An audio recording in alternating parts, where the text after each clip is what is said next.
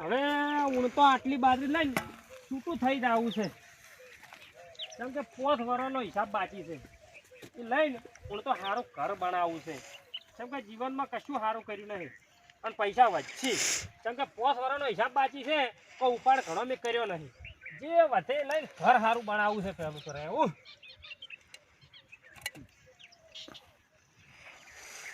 હવે હું તો આટલી બાજરી લઈને છૂટું થઈ જવું છે, કેમ કે હવે આપણાથી કોમ કોઈ બનતું નહીં અને શેઠનું ઘણું વાયુ શેઠ પાન ઘણા રહ્યા અને 5 વર્ષનો હિસાબ બાકી છે. કેમ કે હિસાબ લઈને પણ સર રૂપાળું સારું ઘર બનાવવું છે અને ગામમાં રહેવું છે અને આપણાથી હવે કોમ થતું નહીં. એટલે શેઠને છૂટી આવી જેવી છે કે જે ભાગ્યો લાભો હોય એ લાવજો રહો તમે તારે. આટલી બાજરી લઈને ઘરે ભેળા અને બીજે ભાગી તો હું રહીને મારું ઘર પૂરું પાડ્યું. પણ હિસાબ તો અમતાજી રેડી છે તમને આટલી રી સડી ગઈ. તું તગારું રેડી છે. 5 વર્ષ મજૂરી કરી છે, રૂપિયો તમે વધાર્યો નહીં. પણ તમે ઓછા લીધેલા હોય તો વધી કે તમે તો ગરગડું પાડ્યું છે.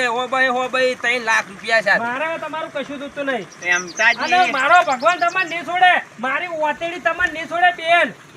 હોય કાળજી નહીં છોડે. હું શું કરું? હિસાબમાં આવા ને આવા લોસા માર્યા છે. અને આ બાજરી આજથી મારે જોતી નહીં. બાજરીએ તમે નાલી તમે ત્યાં લઈ વાઢી ખો. મારે કશું જોતું નહીં તમારું. આ સાપડું ઊભું મેલ્યું જોઉં છું, તમને આલ્યું માર નહીં જોતું. વાટેડી છો વાટમાં પડી છે આવતી રહે. ઓથાડું વળી છો અહીંયા આવેલું તરત વાત કરે છે. એમ તો જીતો વાતું ચૂડી કરે છે. આપણી બે પાર્ટનરમાં છે પણ પણ 10,000 રૂપિયા લેવું એ કોણ 10,000 હવે 2 લાખ રૂપિયા થતા તો એનું કરો કે હવે વાટેડે બોટેડે અંગાત આવતું તો સારું તો બાજરી મળી ગયું લઈ જાજો પાછા પૂરા. કશું હતો નહીં. મારે અમે ગાયન નોખવા થાય. આવો હિસાબ પહેલી વાર જોયો તમારો હો. ઓમ જ કરે. પાજો ને આ તમે કર્યો એક લાઈન 12 મહિના પૂરા નહીં કરવા દો. હિસાબ કરીને સરવાળા કરીને ઘેર. આ હિસાબ કરે હોય હવે શીખો તમે. ના શીખવું પડશે. હા